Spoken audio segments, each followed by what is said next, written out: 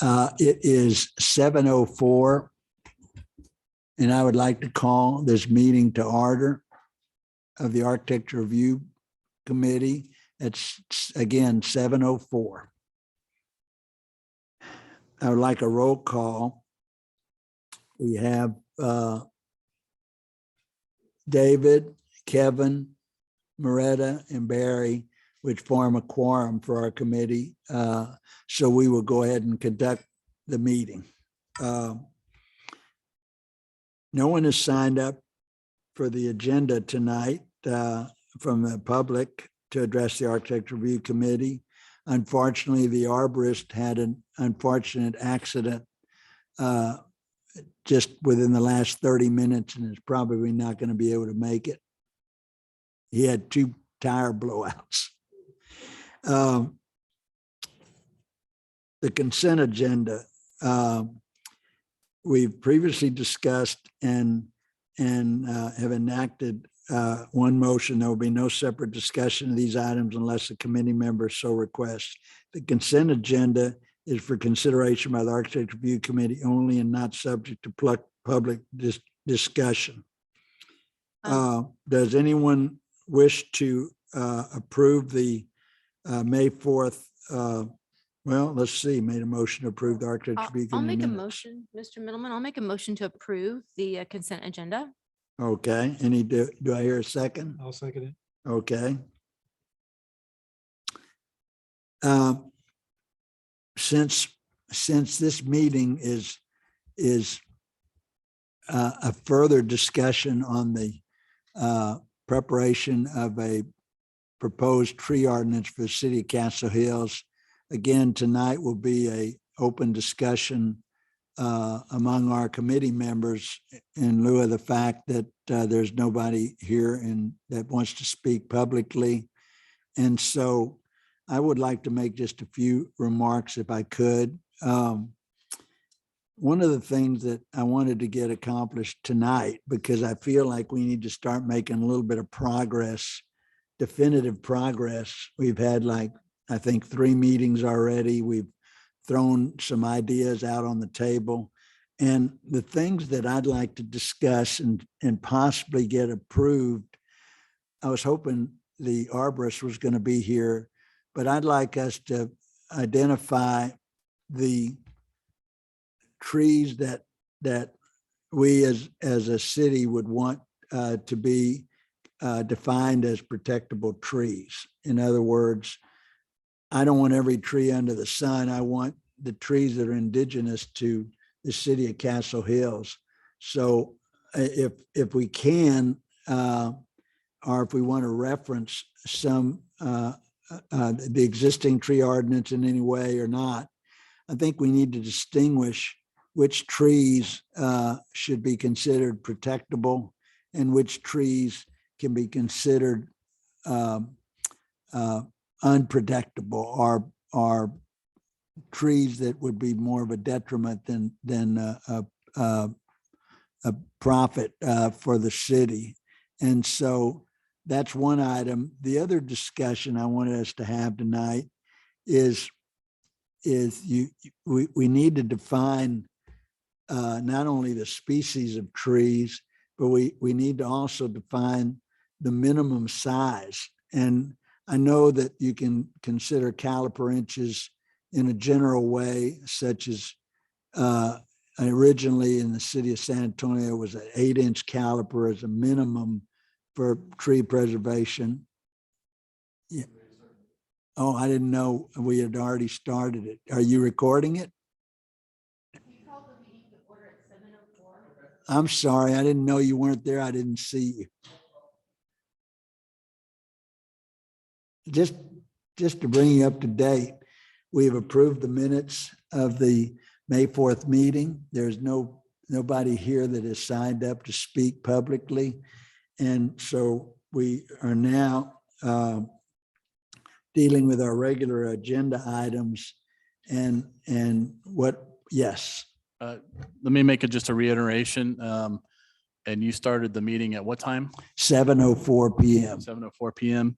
And the members that are present are Mr. David, Kilgore, yes. Sheerness, Ms. West, and Barry Middleman. Barry and Miss Frias is absent. And is absent, but we do have a quorum of 4. Okay, thanks, sir. Okay. What I had brought up previously, Mr. Manager, was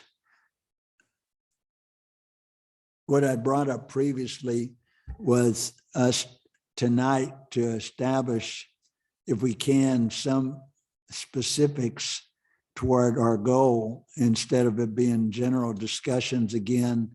If we're able to, I'd like to get at least a consensus on the trees that we consider to be protectable trees within the city of Castle Hills, and trees that we consider as trash trees or trees that would be undesirable in the city of Castle Hills, would be more detrimental than beneficial. And so that will immediately define for anyone wanting to meet the tree preservation ordinance, which trees they have to count and which trees they don't have to count toward our requirement. That was the first item. The second item was, I was mentioning that most tree ordinances are brought up regarding their caliper size or their diameter size. We established that last week, and the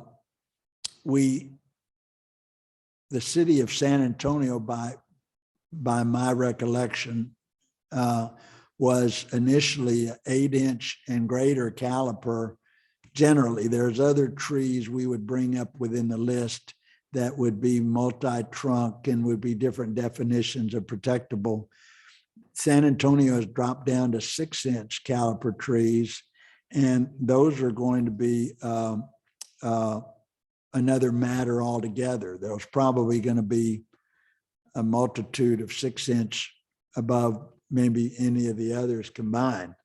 So I was hoping that tonight we could maybe establish or discuss and establish a starting point for what tree sizes, caliper inch trees we deem to be protectable and reasonable. And then the third thing was, and this may fall into line with what trees are going to be sized wise to meet the ordinance, is how we want to define the quantity of protectable trees. In other words, we discussed in the past, and I'd be open to other discussion, that we consider requiring you take all the protectable trees on the site and you add up, with the exception of heritage trees, you add up all the caliper inches of trees, the sum of those on your entire site, the cumulative amount of caliper trees. And we then require, I had suggested 40% of those trees will require tree protection.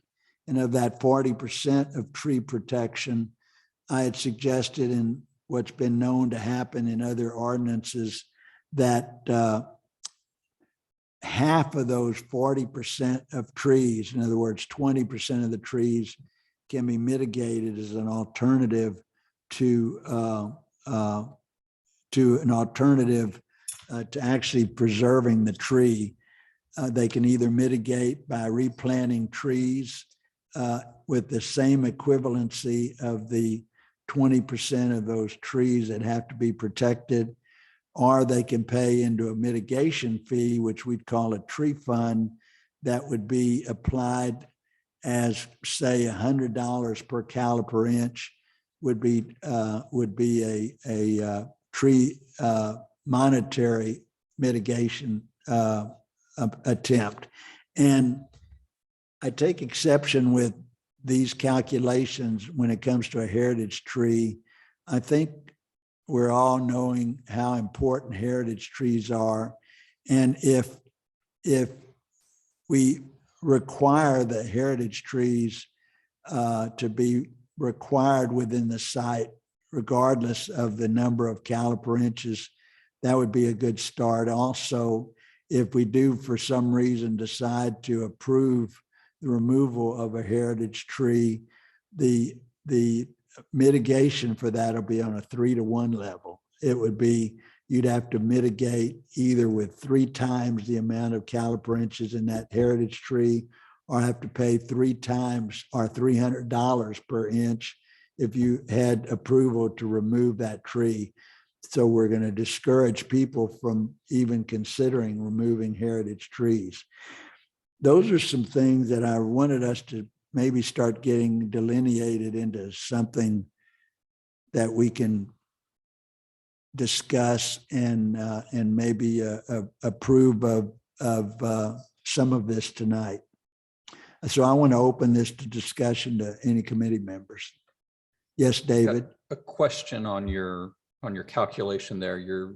That very last point you brought about 100% of heritage trees should be preserved, or multiple of the DBH on those trees to be mitigated.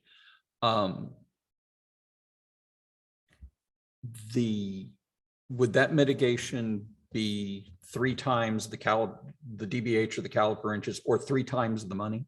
No, it would be both. It would be, if it was a 25-inch tree, they'd have to replant 75 inches of caliper trees to make up that equivalency.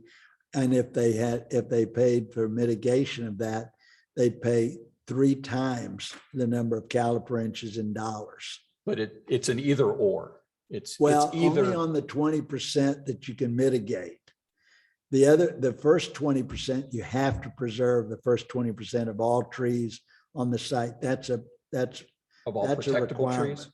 Pardon? Of all protectable trees. Of all protectable trees. Okay. That's how I see it. That's I've had a lot of experience over the years regarding the preservation of trees, and we want to be cognizant of preserving trees, but we also need to be cognizant of people that want to do development on their properties, and there has to be some middle ground. And I'm saying tonight, I wish there was some way we could find some way to create incentive or something that would motivate developers to really design their projects in order to save maybe more trees than even the city requires. I agree. I mean, carrots are going to work better than sticks, even though we're talking about trees. And we'd like to do that. Do you have any comments at the moment, Miranda?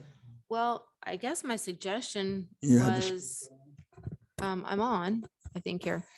I think my suggestion was, well, it kind of went sideways into how much to replace. And I think you had to replace 3 times because affording a tree of the same size, you needed 3 times as many to equate for heat loss and growth and root systems and that sort of thing.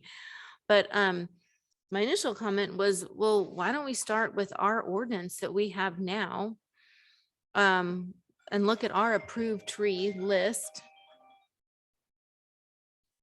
Look at our approved tree list and go through them, making sure that we don't have any trees that are in the invasive database. There are invasive databases provided by Texas A&M Forest Services and that sort of thing. So let's look at what we currently approve and see if there's anything on our approved list that maybe shouldn't be there. That's a very good point, because I don't want to just follow a tree list from a table that's been publicized in other areas. I think we should really know what we have in the city of Castle Hills within reason to utilize as our protectable trees that are indigenous to what we have in Castle Hills. So we can start there. I got to tell you, I wish that the arborist was here tonight, because there's a number of species that I'm not that familiar with, and I don't know the pros and cons relative to those. I know trees that will absorb a lot of water, would be counterproductive to tree preservation, such as cedar and hackberry trees are undesirable, and Chinese tallow maybe, because those they grow very fast, but they don't have the quality of some of these others. So we can certainly go through. I'm trying to find the ordinance. Here it is. Well, another question I had is, without the arborist, how are we going to know which ones on the list are the best to keep, or if there's any that need to maybe be deleted from the approved list? And I know I noticed on here that there's a lot of ornamental trees that are approved. And once they're approved, they fall into that category of possibly being protected. But like I look on here, like, and I see like crepe myrtles, those are great. We have some large ones, they're approved. But you know, if they reach that 8-inch diameter, because they can get rather large, should you need permission to remove crepe myrtles from your backyard if you want to garden, or, you know, I Are guess you that's where I'm saying like it falling into. should or shouldn't be on the protected list? Right, should they be on the protected list? I'm looking at the approved list. Maybe I don't have the protected list. It just says in our ordinance right now, I see the approved trees, and I don't see any listed that are necessarily protected unless they are. Does that mean any protected tree? Protected trees mean any tree having a trunk circumference of 25 inches or more, about, I hate the word about, because about 8 inches in diameter. As used in the Texas article, the term protected tree includes all heritage trees. Does that mean every single tree in Castle Hills, according to the definition, is a protected tree once it reaches a certain size? That's a problem we have. And Okay, so should we look frankly at had that asked- definition? I had frankly asked the tree arborist tonight to have a list of what he considers to be desirable trees that would be indigenous, because he's done a lot of work in Castle Hills. And I was hoping he would make a recommendation to us of his knowledge of trees that he considers to be really protectable, and which ones he felt were counterproductive in our efforts. So I don't know if we're qualified to make that. Well, one thing I would like to put a pin in or maybe highlight, particularly the way it's worded, because this is a legal document, is that it literally says any tree that meets the circumference requirements becomes a protected tree.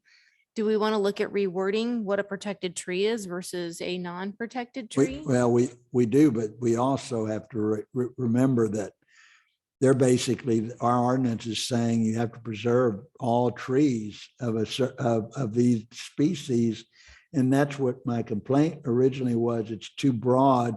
I think we need to establish not only the minimum size caliper, be it 8 inches, and then consider the percentage of those protectable trees of the total number of caliper inches of protectable trees.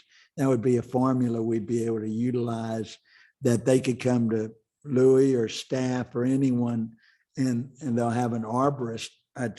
I don't know if we can, if the city would recommend that a hirist be retained, but I do really believe that we need to establish the requirement to have a tree survey, and it needs to be defining the protected trees on the site, where they are tagged on the site, and a log of those species of trees and their size presented when they submit for a building permit. Right. Well, I guess my biggest question on what we can actually accomplish tonight without the arborist is, should we go through our definitions? Because that's one thing we can do tonight. Look at the wording and see if any of the wording should be altered throughout the definitions, and just start with our ordinance and start going through it. particularly since we have someone here who can help us a little bit with the legal wording on some of our definitions, and just start looking at our ordinance and maybe highlight areas that might need to be reworded or looked at. Does that sound like something we could do tonight without the arborist? Yes, I think it We is. can't, and I'd like to actually propose, since we're on the protected tree definition right now, I've worked up an alternative definition that might be a starting place for us to discuss. That would be great. And that is protectable tree. Means any tree, capital T, tree is a defined term, having a trunk circumference, DBH, caliper, whatever term we're going to use on that, of 25 inches. Again, this is based on our existing protected tree definition, 25 inches or more, or any approved tree attaining a trunk circumference of 1/2 of the state record for that tree species as defined by the State Forest Service. So that's changing the definition from protected to protectable, and making sure that we're encompassing whatever we define as approved trees to be protectable. And that if you fall outside the definition of a protectable tree, we'll have to figure out what to do with you. But focusing on our ordinance on what we're going to protect and what we're not going to protect. Do you have, as a side note, do you have a pen? I forgot a pen. I need something to write with. Oh, thank you. Thank you. I agree with that, David. I think that a protectable is a little bit more definitive than just protected. And I agree with that. But I think that as our arborist mentioned last time, almost all ordinances are defined as caliper. And by the way, arborists and surveyors actually have instruments that do an accurate depiction of the diameter of trees. And that is when they define these caliper inches by species, they have to do a complete total number of caliper inches exclusive of heritage trees. And that's the number they have to protect a percentage of, either by requirement or by mitigation. And so we can go through the ordinance and try and identify which passages within our ordinance can remain as they are, and how we might want to redefine some of them. Yeah, I've already been through the definitions section, and I've identified some comments. Let me change my view here real quick on my screen. But we've got some defined terms that are never used anywhere in the ordinance. So I think those can come out pretty quickly.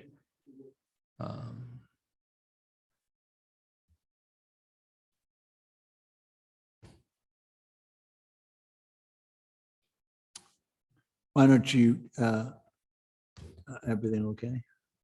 No, I just, my copy of grades. Oh, of the tree ordinance? Yeah, Okay, right. Okay. Well, we're getting a copy made. So okay. So, just kind of starting down the list of the definitions. First one, I can just, government agency is set out as a defined term in the ordinance, but never used in the ordinance. Say that again. Government agency. And where are you seeing that? The big, are you It's- talking about the registry? No, I'm looking at the definition section, page 2 of the ordinance, bottom of the page. yeah, chapter 48 of our city ordinance let me under see. vegetation. Let me find that. Yeah, sorry. So it's section 48.1, the definitions.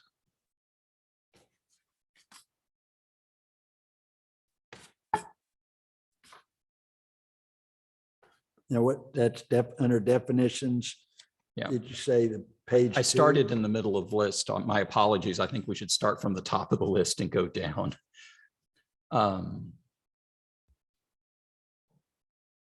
First thing I added in that very first paragraph was the following capitalized terms. That's a holdover from the way we generally write agreements and contracts, where the defined term is capitalized throughout the document. I know that doesn't appear to be standard in the world of ordinance writing, but it helps us to, particularly in this ordinance, when we're looking at trees capital T as being an approved thing and trees lowercase t being just woody plants. Okay, So how we draw that distinction, one of the ways to do that is through using capitalized terms, but Or you that's c- or you could- stylistic. or you could bold protectable trees and not bold unnecessary trees. But I do think in that section that says approved trees means one of 3 species below, unless otherwise required or approved by city council in conjunction with a tree removal request under this chapter. I don't understand where it says means one of tree species. I said it 3 species. Right. One of tree species, unless otherwise required as approved with a removal request under this chapter. So the removal request, is that where we'd want to put the percentage, or would we want that in that line item? I don't think we want it in the definitions section. I think we Okay. do want it in the operational section as we are, after we've defined these terms, as we begin to use them throughout the ordinance. Well, does anyone want to venture into this list of trees? We know some of them, but maybe one or all of y'all know what each of these species are? I think that's the one we can hold off until the arborist is Okay, here to okay. go over each tree specifically. Okay, Yeah. then we're okay with the language on page 1? I think so. Okay, We may, as we go through things, we may come back and revisit certain items, but right now we've got the concept of an approved tree. all right, so you were saying on page 2, the government or agency means any department, agent, or employee of city, county, state, or federal government, or any public utility, school district, or other political subdivision of this state. Yeah, it's not used anywhere in the ordinance. I don't know why it's in the definitions section if it's not going to appear in the ordinance Well, I somewhere. agree with that. Do y'all We can agree? strike that one, in my opinion. Then heritage tree means David, any, pardon me, are you an attorney? Yes. Just out of curiosity, yes. because I like that. I like us lending somebody with some legal experience, because I'm going to go out on a limb on a lot of things, and it's helpful for you to be setting us straight on some legal definitions. I am not the city's attorney, however. I just happen to be an attorney. Well, you seem to have really done your homework on this and really appreciate that. All right, heritage trees means Mr. any Middleman, tree attaining a Mr. Middleman, speaking of our city attorney, he mentioned that if he will be at the next meeting once you've had some things crafted out, so he can start working on a document for you. So, Okay, okay. I think we should change on heritage tree means any tree attaining a caliper or diameter. Yeah, my reading of various area ordinances, diameter at breast height, the DBH, seems to be the most common definition of size in the other ordinances around town, the Chavano Park, the Alamo Heights, et cetera. They seem to use the DBH, which I Right. think is a synonym for caliper. Right, and we should probably add DBH as a definition, potentially with the illustrations, those beautiful illustrations of how to measure the DBH. So call it out as the what it stands for, put the definition of DBH in parentheses next to it, define it, and then use, see if we can legally use, if they're not copyrighted, those illustrations on how to measure it Well, properly. everyone uses DBH as diameter at breast height. is Okay, what so then we DBH. need to add diameter at breast height to our definition list. Show the abbreviation for that because it'll be easier to use throughout the document. and then put in the illustrations that we were given that shows how to measure it. Because each tree does not grow straight up out of the ground. You have those that are slanting and those that are on the hillside. And that might be a good place to put in those illustrations within the definition of this is what the DBH, this is what it means, this is the definition, and this is how you measure it. So as a potential addition to our definitions. You're saying the definition of how to measure it should be under the DBH definition, okay? I mean, we could move it to someplace else, but we don't have it yet. So we could put it in there and then kind of put a pin in it. Is that where we're going to leave it, or are we going to move it to No, another I like section? that. I like it there. People get right to the point that way. And you're suggesting we have some illustrations of different forms of how we come to the DBH formula. Yes, we were already given 3, 4 illustrations. I'll have to dig for a minute to find them, but how to measure it.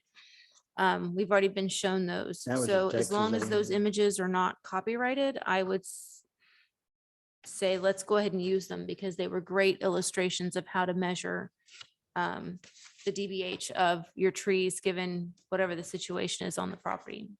Do you have that diagram? Didn't George provide that? Wasn't it the A&M plan? Yes, sir, I do have it. It'll take me a minute to find it. Okay. I don't see it here in my notes.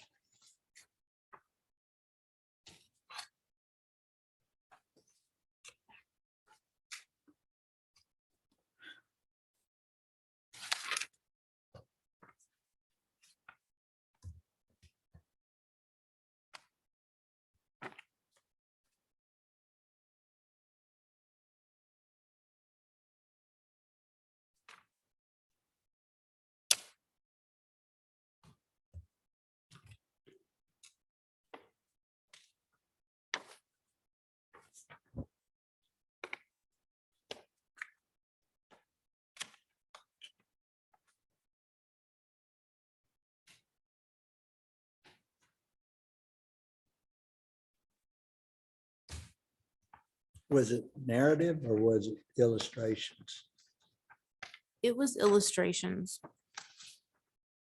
It was a nice little one pager that, It was a one-page illustration.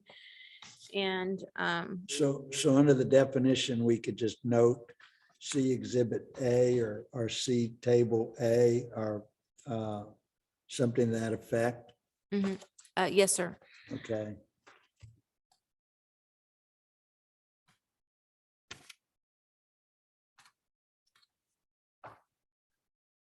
You don't have to find it now.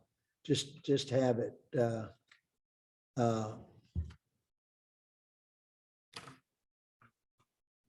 it's right. Thank you. Oh, you found it. Yes, looks like this shows. the yeah, I illustration. can't find my copy of it either, but that's So it the looks one I like remember this, from and last time. it shows how to measure them, if they're on a slope, if they're straight up and down, if they're where to measure from. So it's Well, I can tell you that definition was not an original document of Texas A&M. There's been a cycle of repetitious definitions and illustrations over the course of time. So unless our city attorney sees otherwise, I'd like to use those illustrations as Exhibit A. okay. It does say that these illustrations are copyrighted. Although I do know some artists that can draw similar drawings for us specifically. So they would just need to be recreated as original drawings. But it's a beautiful illustration of how to measure your tree. You know, for the record, people throw that word copyrighted around a lot.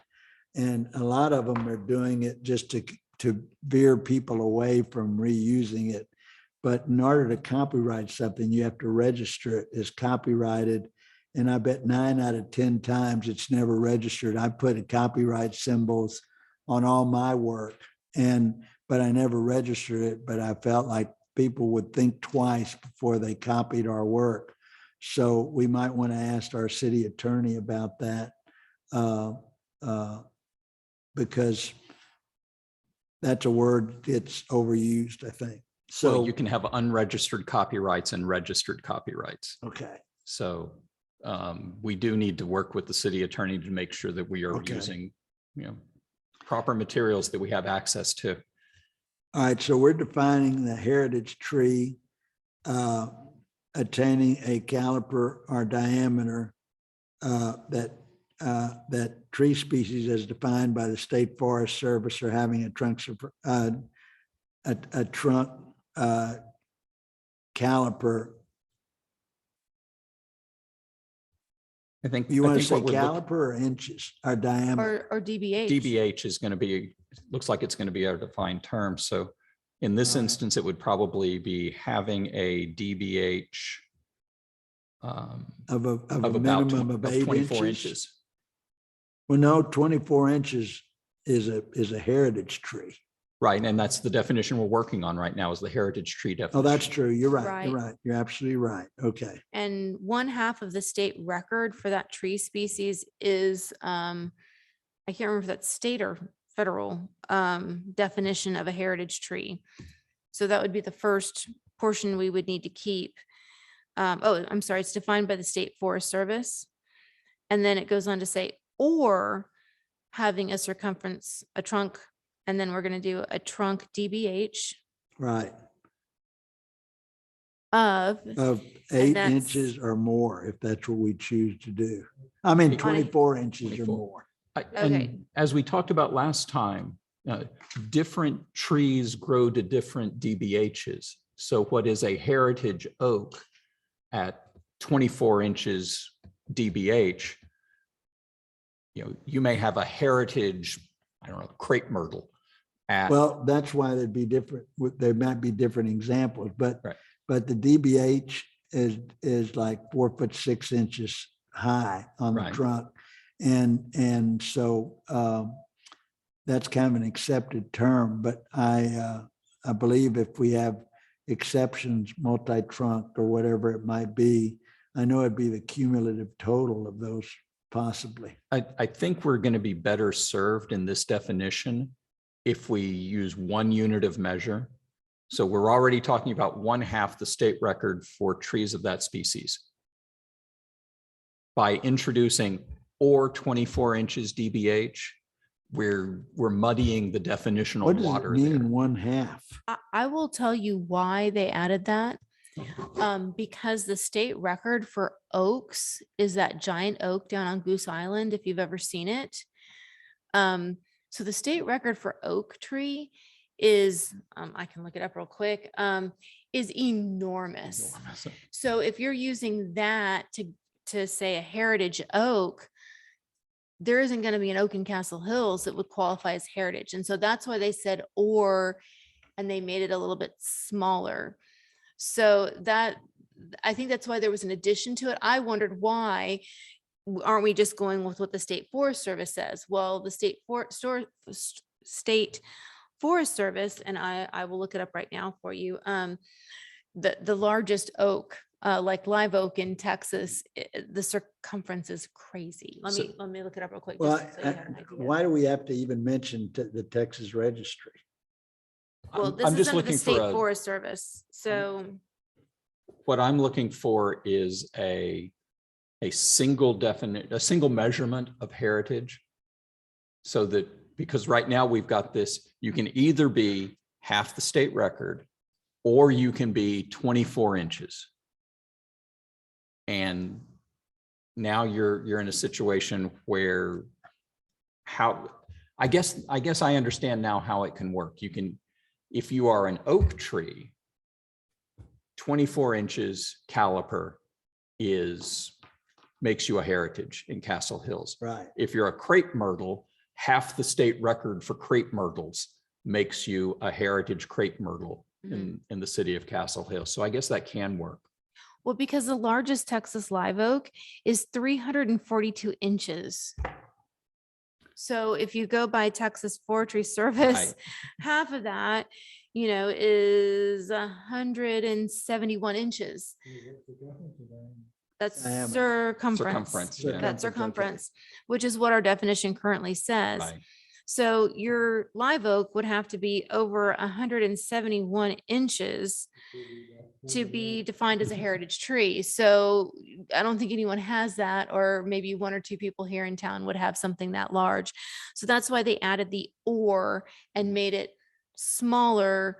And that is for every tree. And it kind of, I don't know that not necessarily makes sense, but that's why they made it smaller than, Well, they usually think that term is or greater, not or lesser. Right. I don't- I think in don't this like- case, it would be or lesser, the lesser of. Yes, the lesser The- of. half the state record or 24 would inches cover it. DBH. One other thing that I would recommend we add to this current definition as it reads is to add the word approved. So it says heritage tree means any approved tree, whereas right now it just says any old tree. Mhm.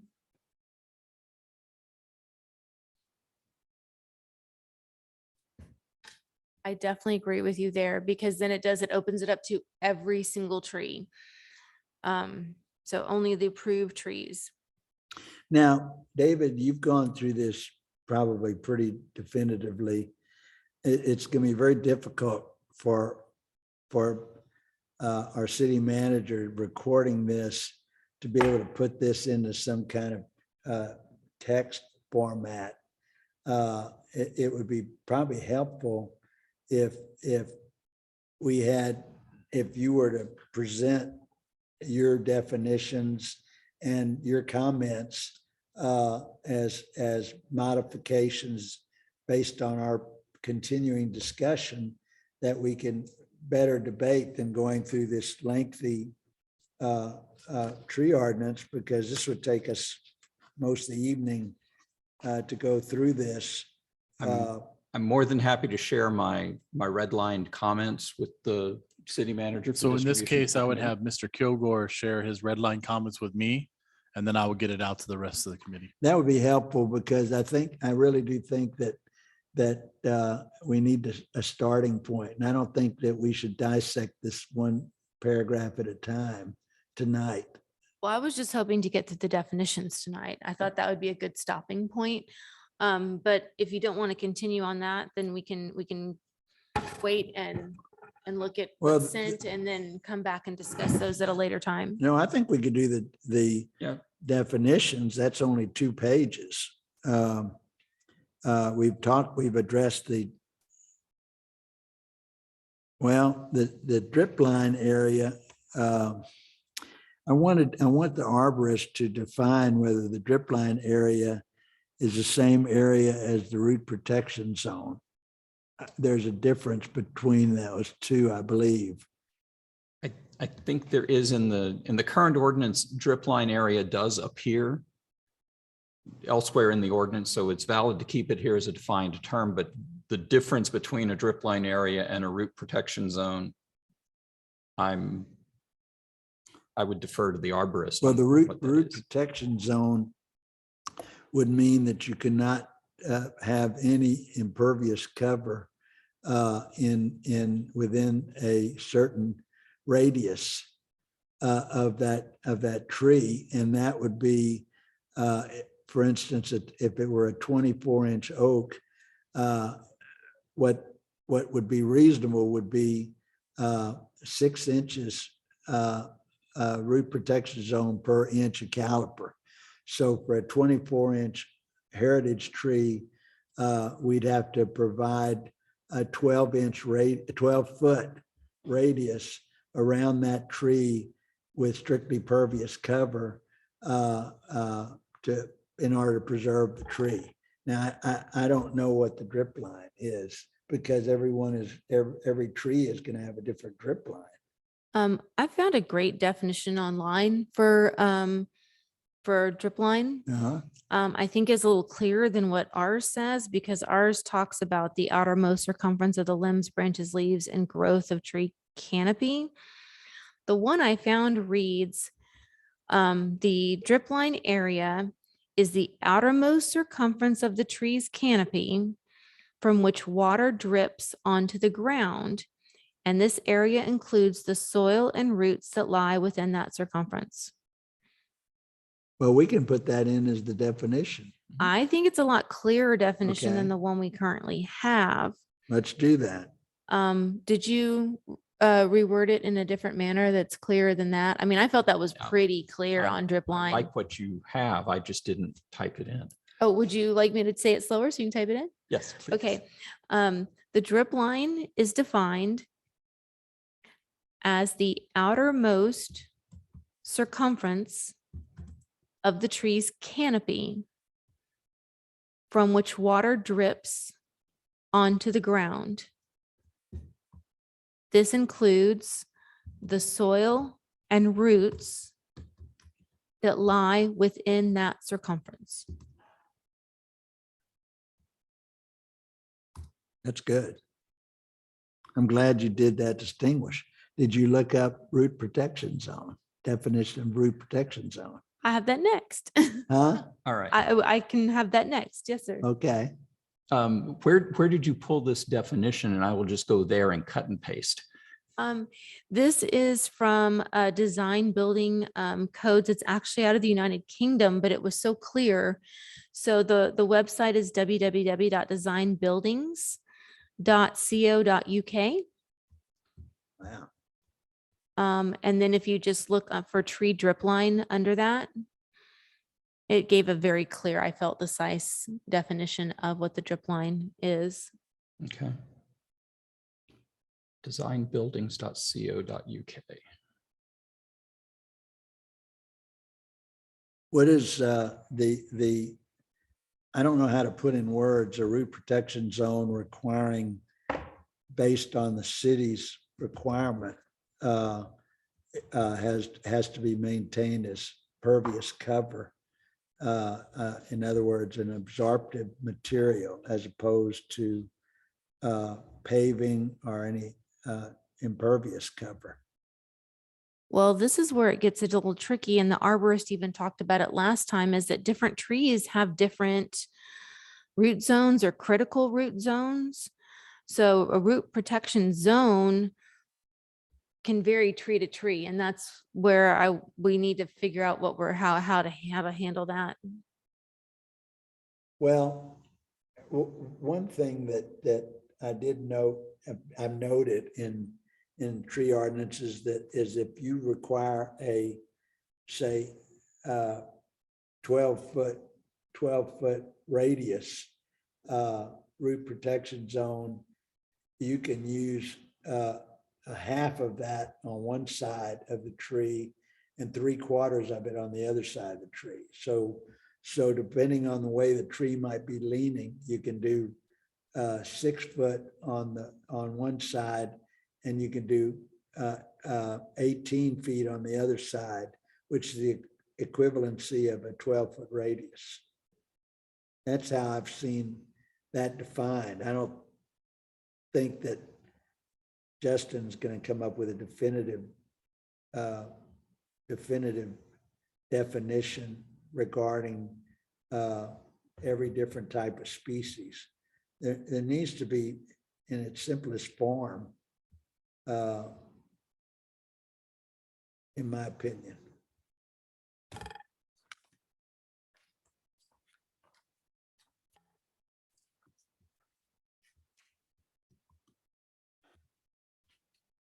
Are you looking it up right now, or can I move on? My it's getting ready to, I didn't bring my charger, so I'm trying to find it on my phone before it goes away. Do we have a root protection zone definition in ours? No, we do not.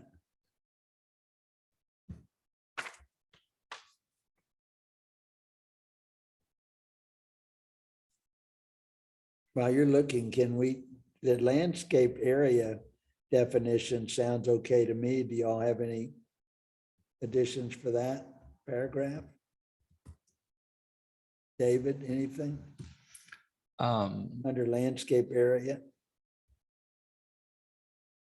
I just capitalized area and capitalized the T in trees. It's the only thing I did in landscaped area.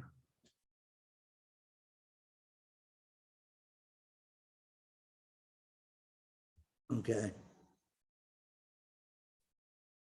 And the next one is owner means the person or entity having legal title to the property, or a lessee, agent, employee, or other persons acting on behalf of the title holder with authorization to do so. Language only a lawyer could love. That sounds okay to y'all? Yeah, I had no comments on that. Okay, parking lot means a paved surface or leveled area designed and ordinarily used for parking of motor vehicles. The term parking lot does not include parking garage or any commercial area used for continuous display sale or storage of motor vehicles. And neither parking lot or parking lot area is used anywhere in the ordinance. So I recommend striking them from our definitions within the ordinance. Well, we ought to define pervious and impervious cover. Okay, those would be new definitions that we can. I think we should put those two in, because that can describe a parking lot or a paved or concrete surface that would be considered an impervious cover, and any landscape that would, you could even do parking areas with pervious paving. But there needs to be a definition of those two.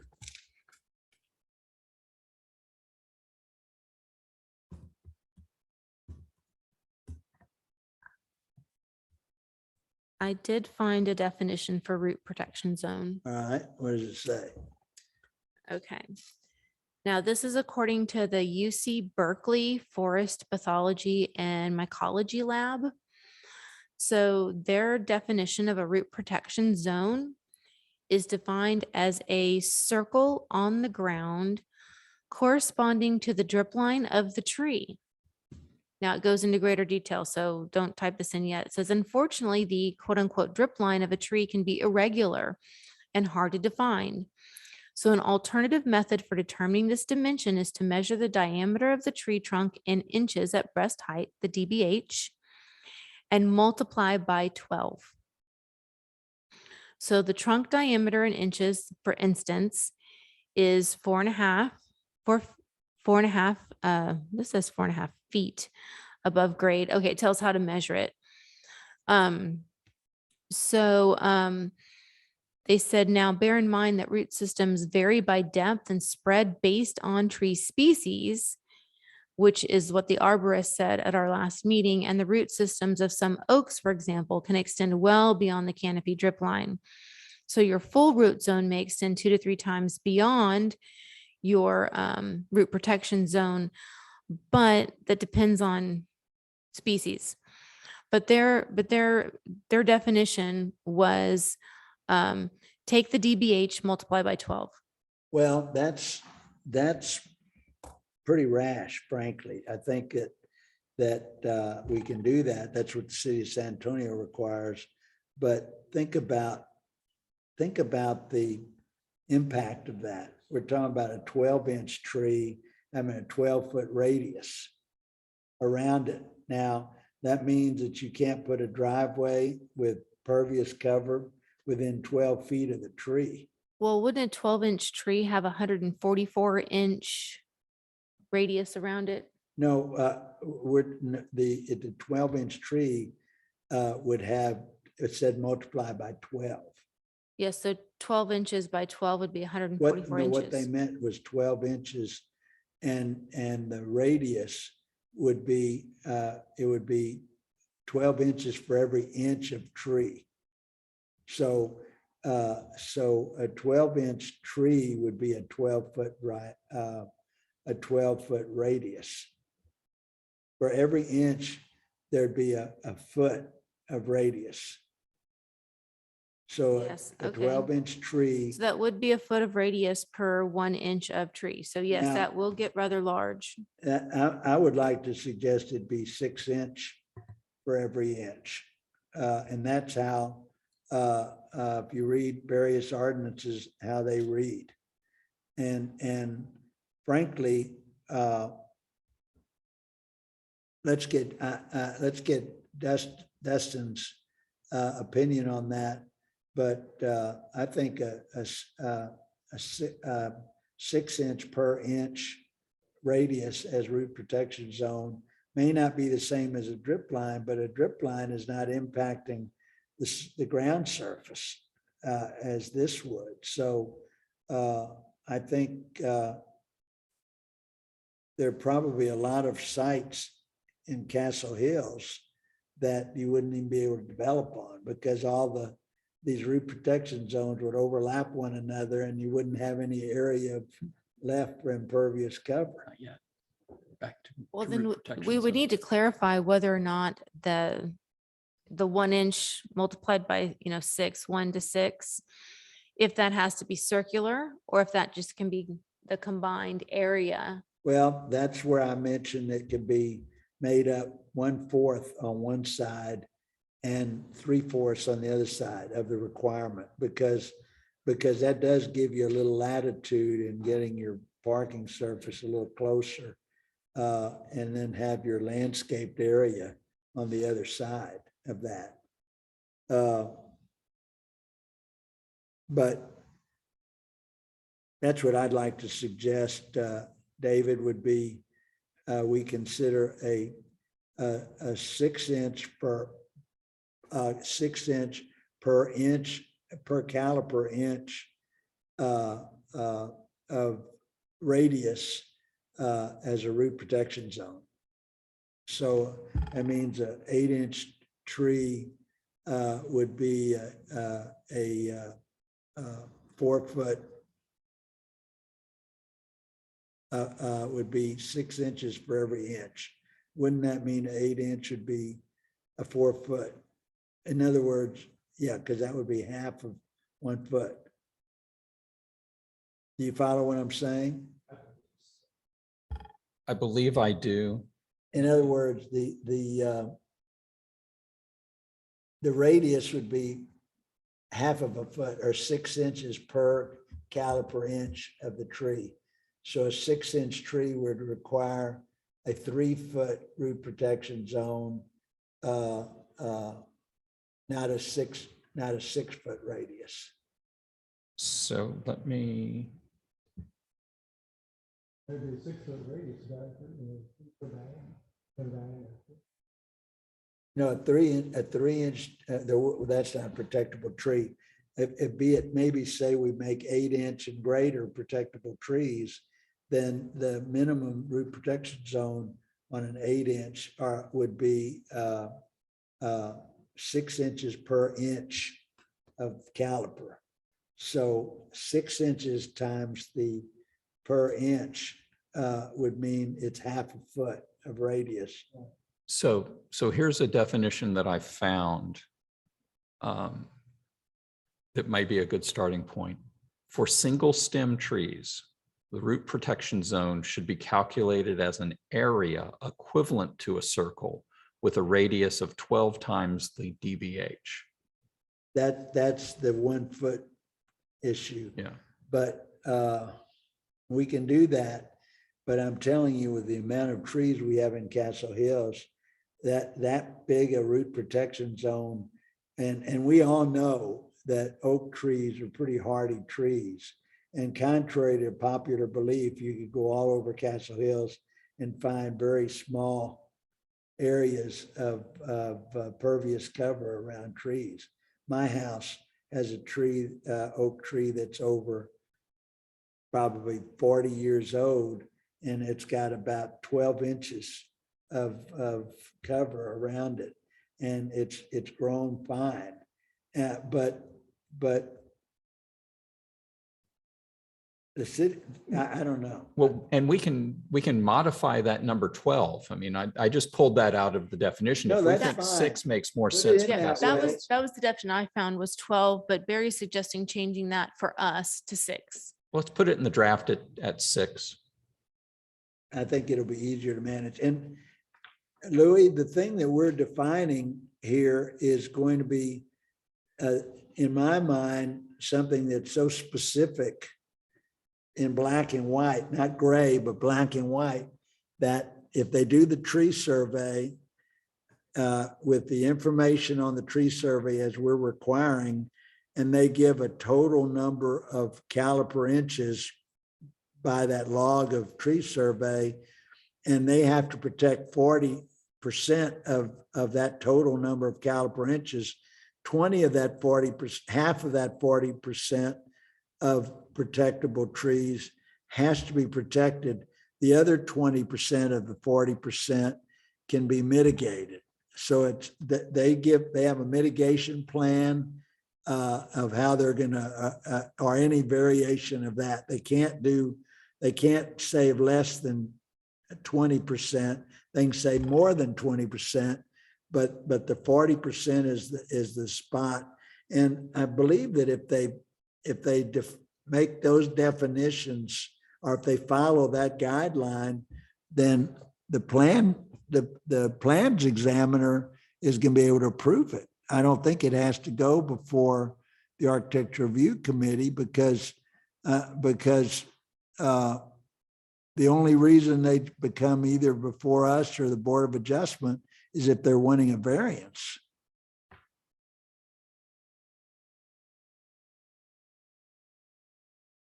Good evening. So that does bring up a good point. First and foremost, the onus would be on the applicant to divulge all his information in the mathematic computations. Right. As far as a plan review goes, I'm pretty certain when I say that our building inspectors, in other words, our reviewer, is not qualified to do that type of plan review, if you will. I think that's probably going to be in the wheelhouse of a landscape architect.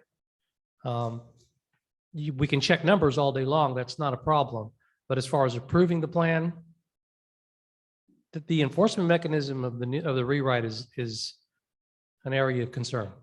I'll leave it at that. Well, I think it's going to be pretty simplistic. I don't know what you all think, but I think it's going to be in simple terms that if they meet the definition of what this survey has to include, rather than putting the onus on the city, maybe we require them to have a tree arborist prepare the tree survey. And that's, I absolutely agree with you 100%. And it also puts that choice on what they're going to do back onto the applicant, just like we're going to be using this. What my intention is once you have finished drafting what you're going to draft and it's approved by city council, is to create a worksheet based on the numbers that you come up with over the course of your discussions. And they're the ones that are going to have to commit to that very much. We use this model when it comes to building permits as well. Their square footage, their representation of the job being done. The only difference is there wouldn't be an inspection because we don't have anybody qualified to do an inspection on staff of a landscape plan. But once again, you're right, the onus is on the applicant and there is no onus on the city. They're the ones that are coming forth and stating the accuracy of their attention and their plan. And they'll understand the language. Yes, And sir. they'll have to present it as such. And if they don't present it as such definitively, then you push back the plan unapproved.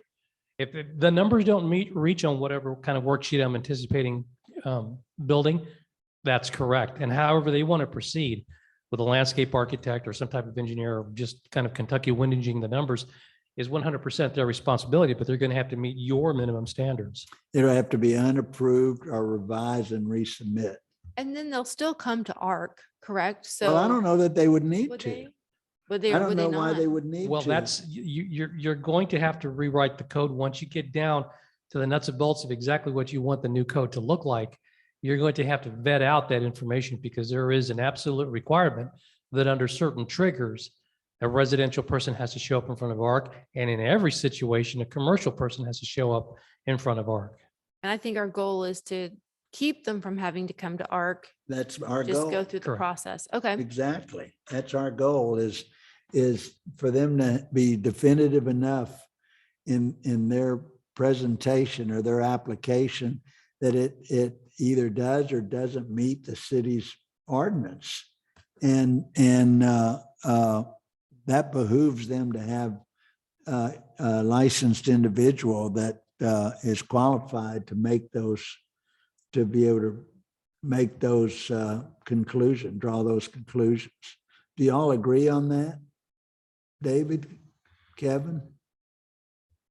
Yeah, I mean, ideally, we would make it as easy as possible for the citizens or the developers who want to do something to know what the rules are and not have to come before a board and make a presentation and, you know, and go through that level of bureaucratic red tape. If we just make it very clear what can and cannot do, and through the permitting process or whatever makes also sense for the city staff who are going to have to shepherd this whole thing through the process. Just make it as easy as possible and as clear as possible for everyone. Well, Yes. but a layman would not be able to prepare an accurate tree survey and be able to identify the species and the caliper inches. I think it has to be someone that has experience along those lines. You can maybe say a civil engineer or a landscape architect or an arborist, because those three would be qualified to be able to delineate that. I just don't think a surveyor is going to have the ability to meet these standards. It goes back to something that we talked about earlier as to, you know, a balancing act between, let's say, somebody who is, you know, buying a lot and going to build a house upon it. That's one type of thing. I already own my home and I want to bump out my master bedroom by 5 feet. And that's what I want to do. The burden of me having to go get Are a you removing a tree? well, in this case, yes. You know, Oh, okay, there's a because- tree 4 feet outside my current bedroom wall, and I want my bedroom wall 5 feet farther out. So, but I don't know how to put a limitation on that. exactly. I mean, that's the balancing act we're trying to make here is between, you know, a whole cloth new project, which has got already all kinds of procedural and overhead associated with it, versus the little thing that an individual property owner wants to do at their house right now. Well, maybe we'd say a remodel, a home remodel that doesn't exceed 50% or something like that of the current size of the house, but a maximum or a minimum, our maximum of what they have to add to fall within the requirements of the ordinance. Maybe put some language like that. Right. In addition to remodel, we should also do any additional buildings on your existing lot, because what if I want to build an art studio on my property, but it's not attached to my house? It's not a remodel, but it's a studio space that I'd like to put in. And there are 3 trees right where I'd like to build it. And it's well within the, you know, the setback and everything. And I want to put it in, but there's 3 trees that have to come out. That should be a different situation, since I already own the property and I want to improve it by adding my art studio rather than a mother-in-law, you know, apartment. But you know what exactly the same Or situation. a swimming pool or a swimming pool or whatever, whatnot. yes. But so where it comes to remodeling, adding an additional outbuilding that's already, you know, covered under city code and approved, or a swimming pool, those sort of things, we need to make sure that we have those clearly defined, that those don't fall in under this. If I'm not mistaken, I believe that one of my complaints about the existing tree ordinance, I believe in our tree ordinance, is it exempts A zoning, AA zoning, and duplex or whatever that is, which I don't think should be exempt. I had suggested in my comments, my summary, that there be no zoning in the entire city exempt from having to preserve heritage trees. And we can look at that as applicability to heritage trees, but we're building this hierarchy of tree value. Wait, Louis, don't go away. Yeah, we've got nuisance trees, protectable trees, heritage trees, protected trees. I mean, we're building a pretty complicated hierarchy of tree value here. And I agree that in my interpretation, and I am not the city's attorney, in my interpretation of the applicability of the current ordinance, a person could come in and buy a lot that's got a single family dwelling on it. And based on the applicability, as I read it, of our ordinance, they could bulldoze all the trees on that lot because It's this A ordinance zoning. doesn't apply to a lot with a single family home on it. Then they can bulldoze the house and build the McMansion that they envisioned from the beginning without ever coming before anybody. Yeah, but just an empty lot that hadn't even been developed could be A zoning. No, Well, because unless it has a heritage tree on it. Heritage trees are still covered, aren't they, right No. now? They're No. not. Okay. under my reading of this applicability section, this ordinance is not applicable to A, double A, or B duplex residential, Right. which are improved with an existing one family or a two family dwelling. So you could not get an empty lot that was zoned A. It's got to have that house on it. So what would the empty lot be zoned? It would, It would be new it would be, development. it would come under this ordinance because it doesn't have the house on it. Well, but It's how getting a does new that, but structure. that's not defined in our ordinance. Yeah, It's, That way. it's defined by exemption. which is the, which It's is the thing. defined by what? It's defined by exemption because like David. like David said, it's applicable if there's an improvement on an A, double A, or B. If there isn't, then nothing that's said in the ordinance is applicable. So it's exempted.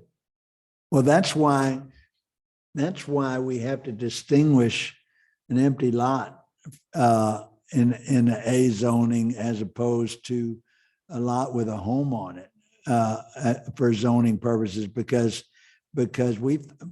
I think what we're all agreeing on is that a empty lot should meet the tree ordinance before they Agreed. build And- the house. And under current ordinance, an empty lot does come under the tree ordinance.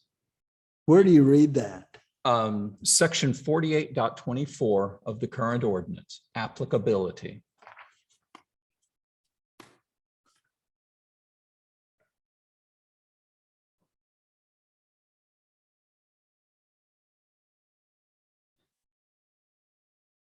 Okay, so it describes what's exempt, but does it define what a District A is on an empty lot? Well, I'm not on the zoning committee, but The underlying zoning holds. right. Whether there's an improvement or not, the underlying zoning holds. So this article, Yes, sir. correct. They could do anything they want. If No. That's there's the not way an it is improvement now. on there, they have to come in front of ARC right Exactly. now. So Mhm. this article applies to all zoning districts. Take that as a concept. Applies to all zoning districts with the exception of, so now we're going to list out our exceptions. Okay, District A, single family, double A, single family, B, duplex residential. So those three are now in our exception bucket, and those further have to be improved with existing one family or two family dwellings that are used as single family or two family residences. So it can't be an abandoned single family house. Somebody's got to be living in the house in order to get around the existing tree ordinance. That gives them the exemption. That gives them exemption from this tree ordinance applying to them. so we have to be more definitive in this definition of A zoning.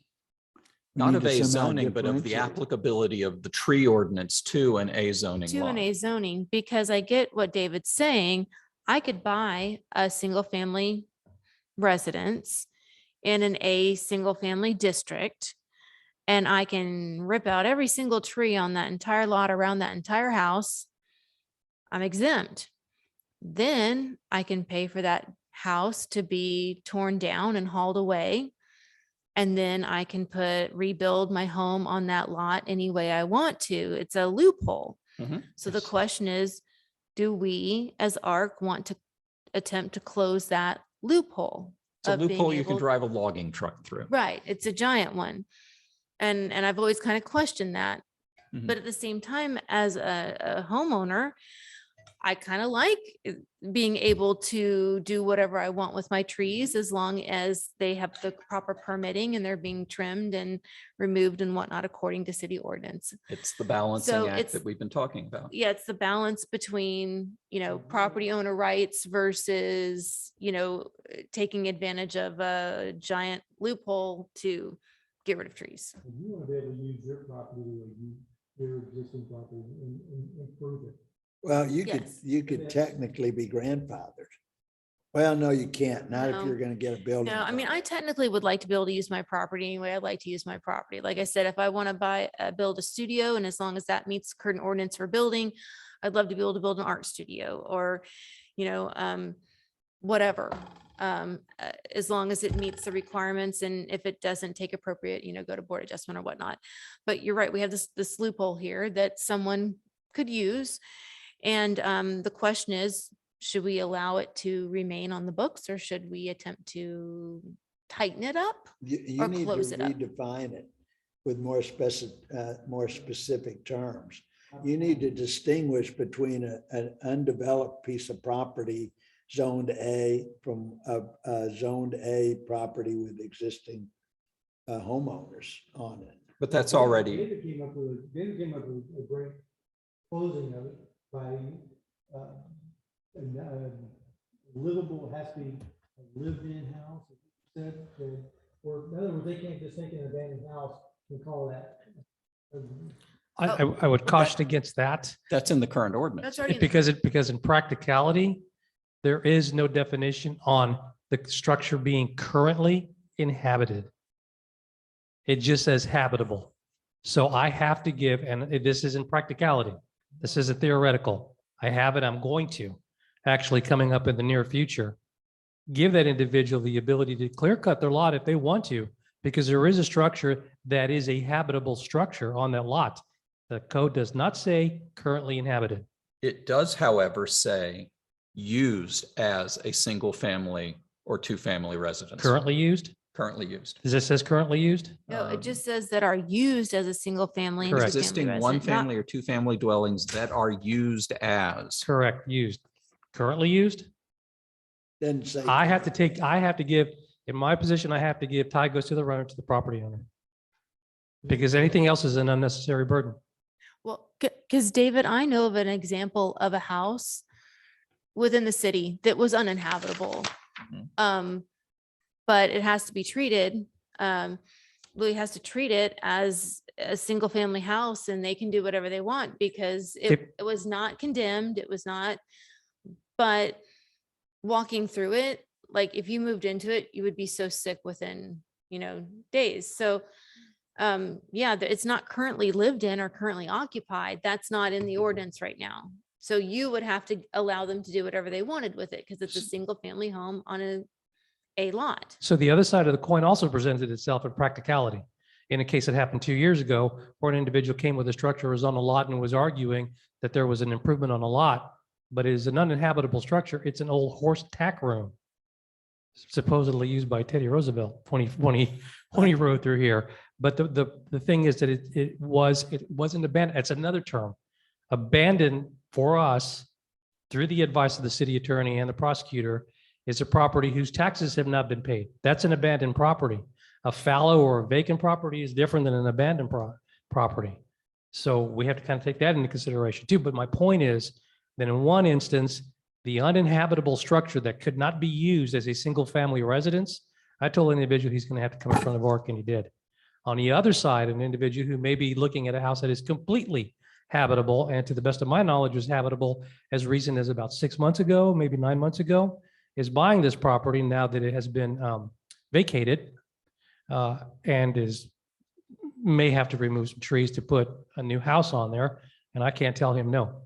I know for a fact that that house is habitable, has the ability to be habitable. Is it being currently inhabited? That's not what the Yeah, code's I think asking me to that's a good prove. point. That's a And, good and I point. think that's something that we should get some clarification from city attorney on is, you know, a valid reading of our current applicability would imply current use. A defect in our current applicability is it currently says dwellings that are used as single family and two family residences. That's just a funky construction, which may, you know, that may be the reason that we can't, that we are kind of hamstrung in some of those regards, is because we actually have pretty lousy language right now anyway. David, we're getting into some of the minutia. Yeah, further we're into getting the- into that stuff only lawyers could like talking I about. want, well, I want, we were going to just do the definitions tonight. Yeah. And I want to make one other comment. I don't know if it would come under definitions, but one thing that is, which is very significant when you're preserving trees is that you maintain the grade that tree sits on. If you raise the grade and you choke that tree trunk, I think it's 6 inches or more, then that would not meet the ordinance. If you did you could do a tree well, but there may be some definition on a tree well, but it's that's why you see tree wells, is so they maintain the grades at the trunk of the tree.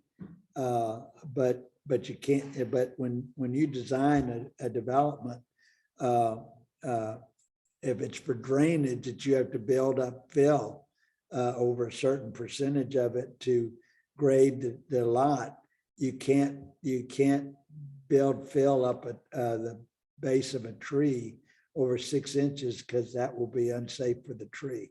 So that there has to be some language in there. I don't think it's in there now, but there has to be some language within our ordinance that discusses that. How would we work with that once we defined a tree well, for example? What would we say about it later on in the ordinance? Well, you know, a tree well technically would have to be, I guess the root protection zone would be the size of it. Otherwise, a tree well has to be within a landscaped area that preserves the root protection zone, because you are protecting it within a landscaped area, but you're not filling the base of the tree.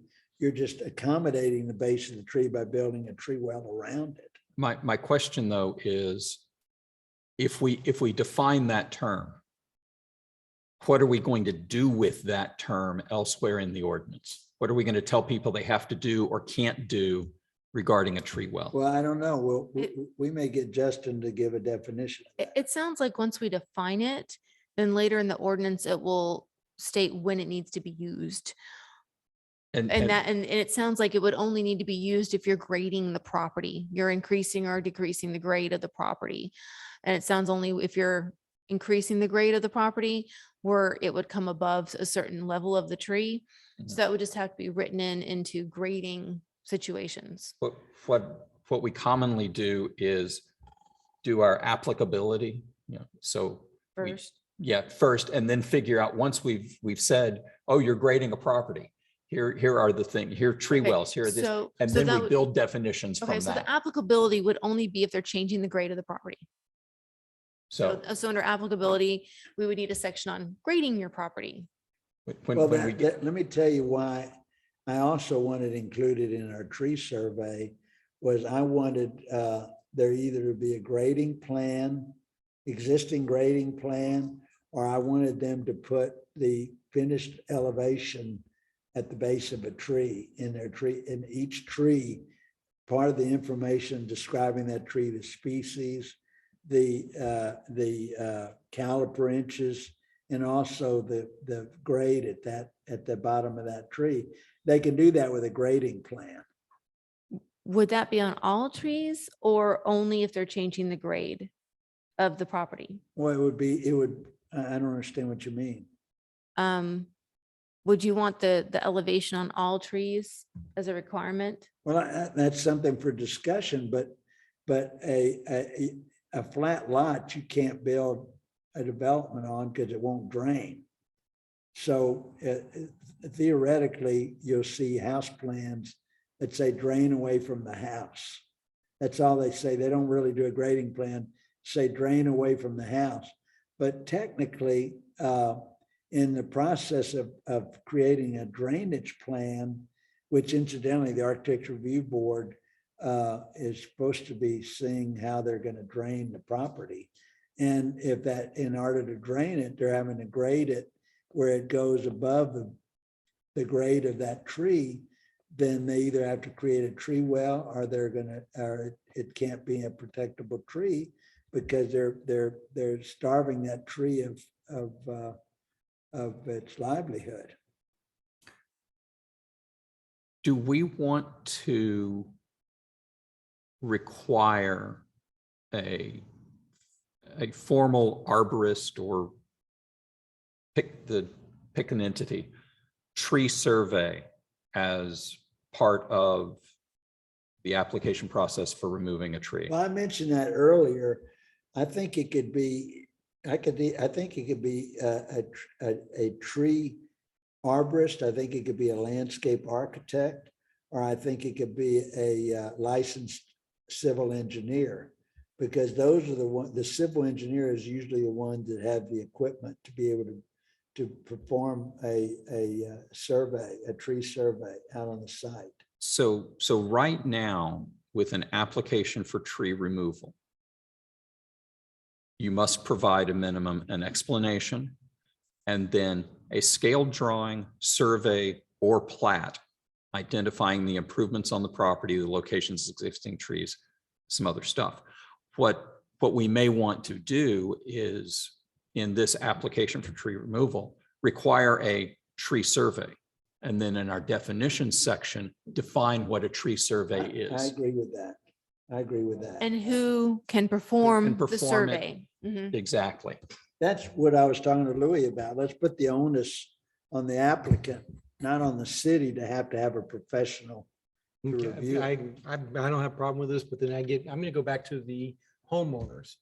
You know, if we're doing it, to put that cost on a homeowner, even if they're doing it the 30-40% addition or your deal, that's gonna be a huge cost added. If we're gonna make them do an arborist and a tree survey. They would only do it at the portion affected by the remodel. They're not going to have to do an entire site.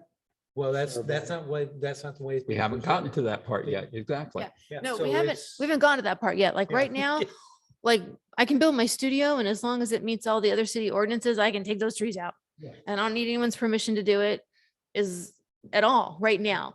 So that's another thing. That's a whole nother, I think, evening of discussion on how tight do we want to tighten that loophole if we Exactly. want to even touch it? Because some people will get quite upset if they're told they have any limitations on your home, your own property, not being able to do something to your property. And then other people who love the environment and trees may be going, woohoo, finally ARC's doing something. And that's when the public hearings are going to be very important. And we need citizens to come tell us, leave me alone, don't tread on me, I want my property owner's rights, or yay, we're willing to give up a little bit if it's certain types of trees, certain sizes or that sort of thing. So that's a big issue. Right now, it's not in what we're talking about because as long as you own your property, you can do whatever you want to the trees. So that's kind of our sticky wicket that it's going to take some really good conversation on figuring out. Kevin, contrary to what you believe, I can tell you that they didn't exclude residential out of sympathy for the homeowners.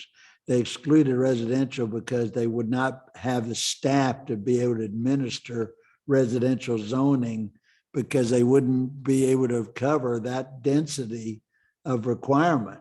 So they don't give a damn about they don't give a darn about the property owner. They just can't administer it. So it's not about sympathy for the homeowner. So we need to do both.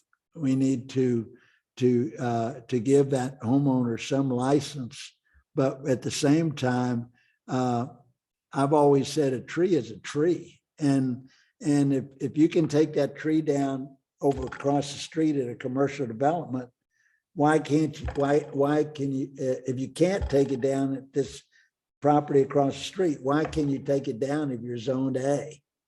Right now, you can take it down, and that's wrong. So this is a fine line we have to meet.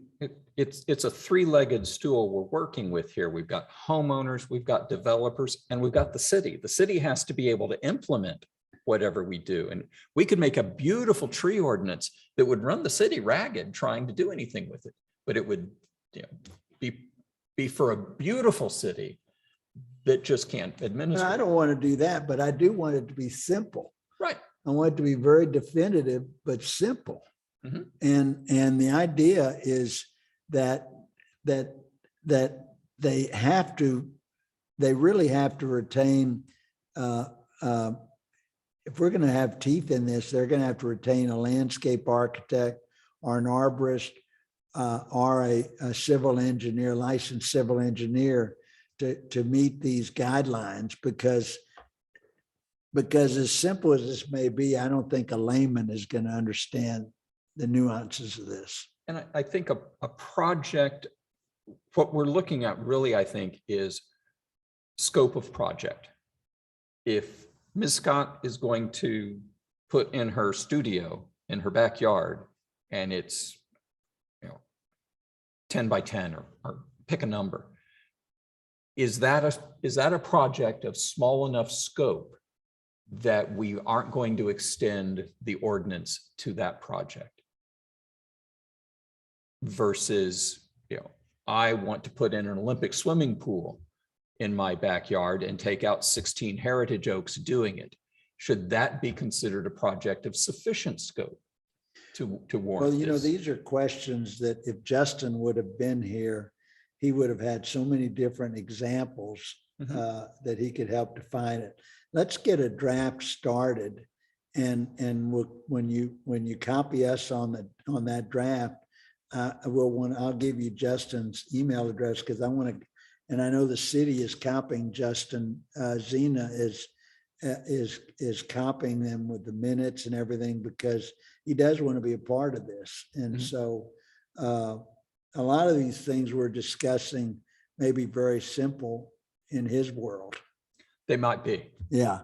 And Let's finish the definitions right now. I think that we were down to really not needing a parking lot definition. correct. You know, where I left off with my note taking, we had stricken parking lot and parking lot area as definitions. Okay. You would introduce the concept of pervious and impervious cover, but we're not really sure what to do with those yet, but I've just put a placeholder in there for them. I'll get him to give us a definition there. Which takes us next to protect. What I did was, well, the current one is protected trees. And what I flipped that around a little bit, I think earlier in this meeting, in fact, protectable trees.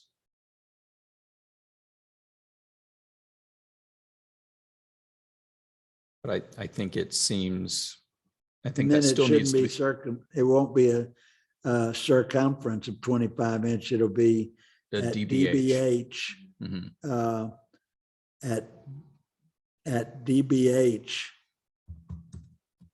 a caliper of a minimum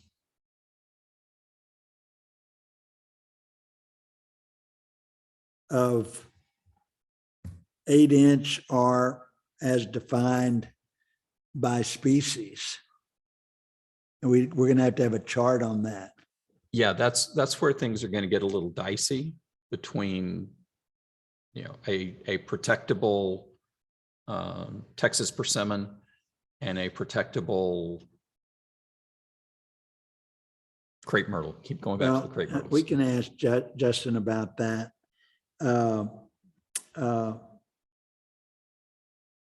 The term protected tree includes all heritage trees. I don't know why that's in there. We should have heritage tree definition. And we have a heritage tree definition. We've talked about that already. I agree that I've already stricken the, as used in the Okay. text of this article, the term protected trees included all heritage trees, because I just don't find it useful language. All right.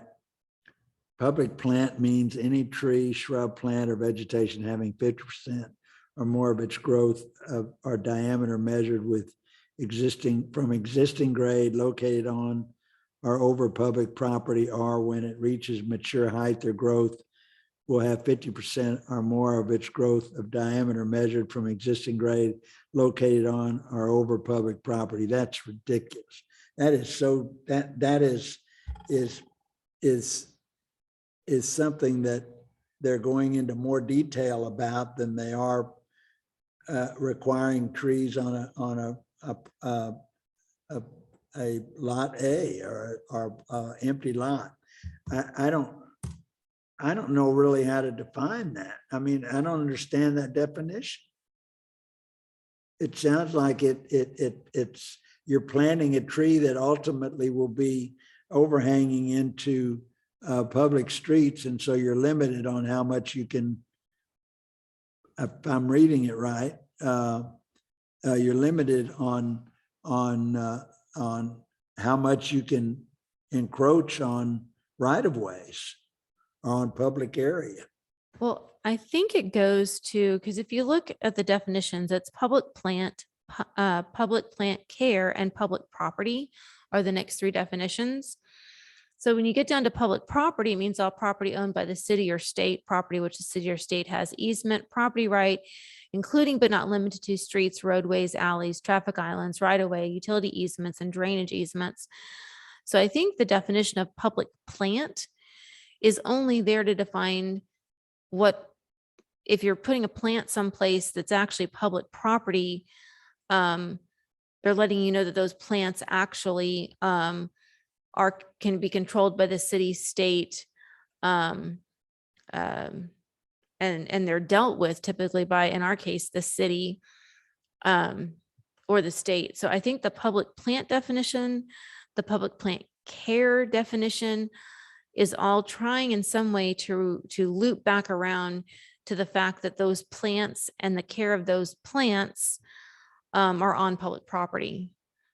Well, I can understand that being the case of a root protection zone, but I don't think it should be necessary for the drip line or an overhang of a tree, because if you're you're encroaching into a utility easement, they can remove your improvements and have access to utility easement. But how many trees in the city are overhanging the street, the public streets? Half the trees. Most of mine. Right. And I think that's why they're The height, defining yes, them that's right. so it's very clear for the city. So if the fire department is saying, here's the notice on your door, your trees do not meet the 14-foot requirement for our trucks to get through, you have X number of days to take care of it, or we will come in and we will then send you the bill. I think that's why these definitions are in there. If you have, these plants and we need to rip them out to get to, we have a water leak, or we have, different things that we need to dig for, we have sewerage issues, and you have this gorgeous shrub that's overhanging into the alley, we're going to take it out. And I think that's why they're trying to make those definitions, that the city has the right to remove those plants in case you have homeowners coming in angry at the city. Well, why did you cut down half of my tree? Well, it's a public plant and the public plant can be dealt with by the city. And so I would like to see David's interpretation of these definitions to look at them, to kind of see how how you would maybe make it clearer that that's why you're defining what a public plant / tree is. So look at section 48-138 of the current ordinance. This is how we're using the term public plant. 48-138.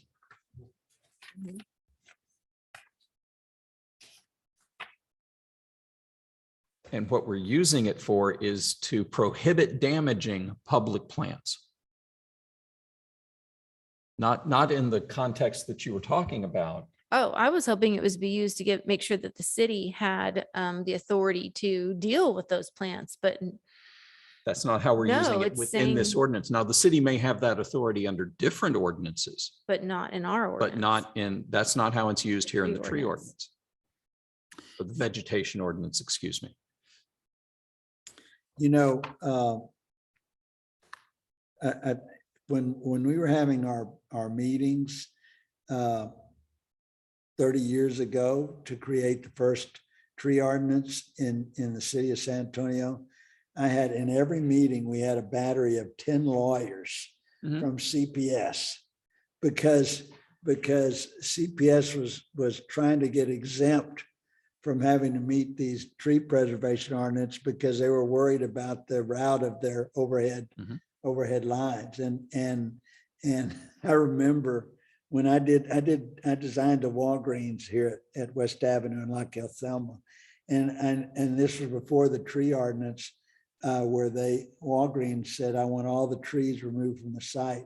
I got with the director of development services and I said, I'm going to tell the owner that any trees that fall within the right of way are not under the jurisdiction of the property owner. And that way I was able to get all those trees saved along the perimeter of that site to give the evidence of tree preservation. And that's when the people at City Public Service get all bent out of shape, but they're out there every day cutting away trees to get their lines through there. But the city, in a lot of instances, the city and the public service don't give a darn about trees. If they get in their way, they feel like they should be exempt from the preservation. I think the city of Castle Hills cares a little bit more. Maybe city of San Antonio doesn't care as much. Well, Maybe not, because I think they see them as a health and safety issue. Yeah. When it comes to the lines. So sometimes I think health and safety is going to have to trump. well, tree but they're able to, they have the right. It's not the property owner's property. They have the right to be able to cut away trees in order for their lines to successfully run through them. I see that all the time. Well, and we address that in 48-137, our height and placement restrictions. No public plant that will exceed 15 feet in height at maturity may be planted under or within 10 lateral There you feet of go. overhead utility wires, et cetera. Right. And it also covers the 14-foot clearance to be maintained under all weather conditions for like fire truck and safety. Well, that's good. Yeah. That's good. So does that mean we leave the public plant definitions alone? I mean, the damage to the definitions, Yeah, our reference, do we reference the other sections regarding public plant? I mean, I find Preservation. section -138, 48-138. I mean, I guess it's good. I'm just thinking there's such limited, like, I mean, unless you're having a birthday party in the commons and you're like, nailing up posters or hanging up decorations or something that do damage to the trees, I just don't see that we have a lot of public plants to be, There's a whole website over Castle Sheriff's. Mm. Because the sewer lines go right behind all the houses. Mhm. And your trees and plants all on top of it. That would be public property. Yeah, oh, okay. So that, I know I've taken out my trees all on the fence line. Mm. Because they're dying. I I've got a lot of neighbors that got plants and everything, and they're right above the sewer line. Ugh. Okay. So, yeah, well, let's just highlight this and come back to it. Yeah, I think we need a definition of public plant. Yeah. I'm not sure if public property is defined elsewhere in the overall ordinance scheme. Well, I guess if you need to know what public property is if you're going to follow was it 183, Not at the local level. 138. 138? Not at the local level, but we fall under, that's probably going to be chapter 522 or 524 of the state code. Since we're not general law, we are general law, we're We're not general home law. rule. A. Right, then we would defer to that definition. And I'm like 90% sure the definition of public property is in one of those chapters. Yeah, I don't know enough about how ordinance are structured.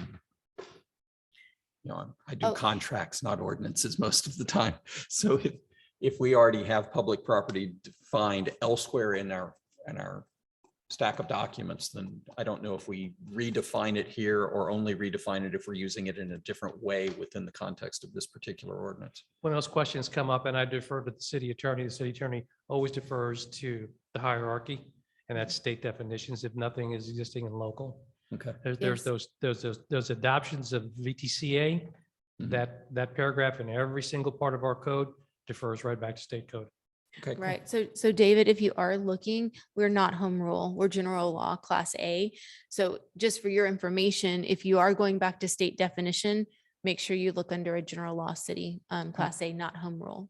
All right. Because they're greatly different. Okay, good to know. By the way, and just in another side note before we forget, we need any trees that are mitigated with replanting of those. They have to warranty those trees.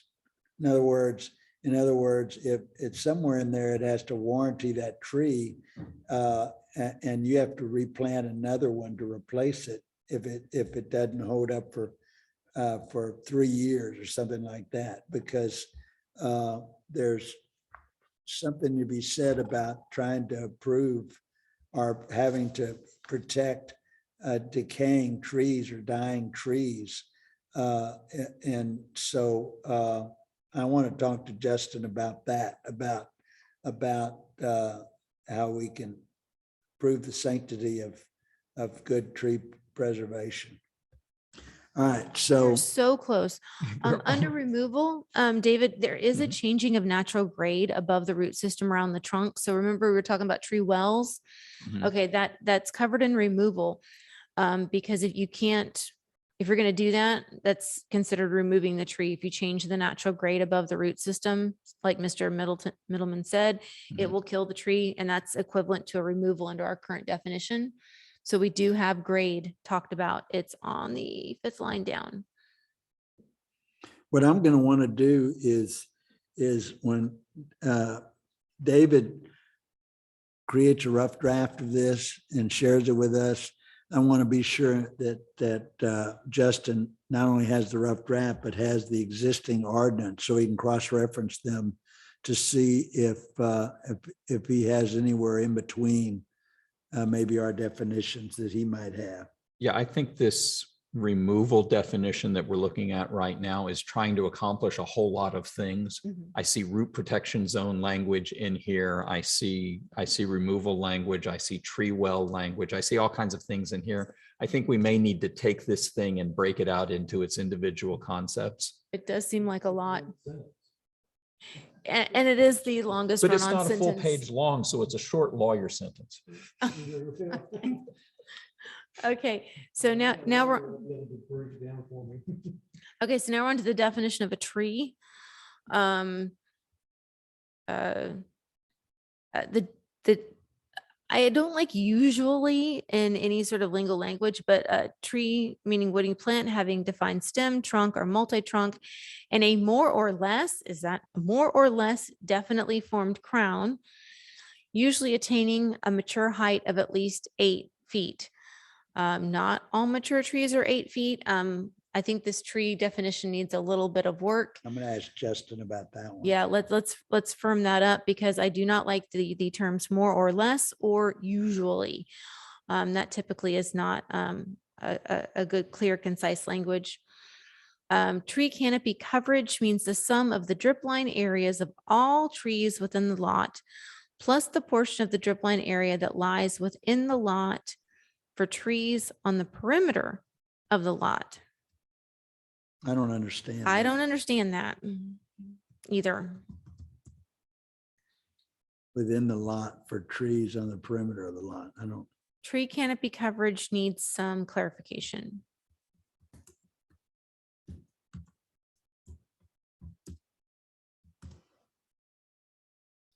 okay.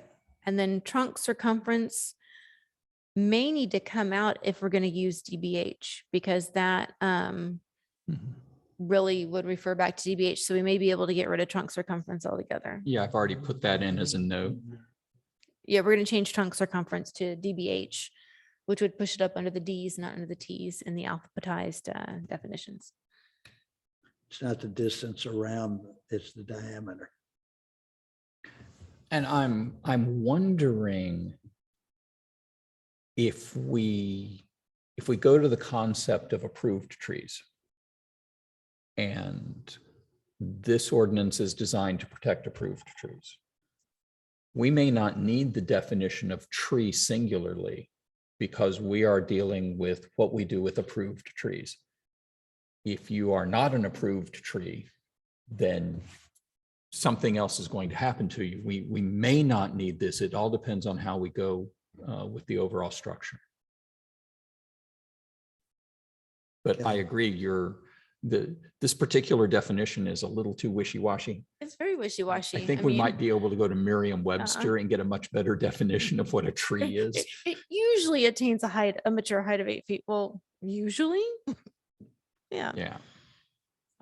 Well, let me, I think that's a pretty good evening's worth of work. And it was very, very fruitful, frankly. I'm really glad, David, that you've gone to the trouble to look at these through a more defined nature, and that we've made progress in that sense, that we're going to present a draft that we can next time approve or modify with the tree arborist here, with his own comments based on your comments and based on the actual tree, our current tree ordinance. Is there anything else that anyone wants to comment on tonight? I'd like to move we adjourn. Do I hear a second? I second that. Meeting is adjourned at 8:57 PM.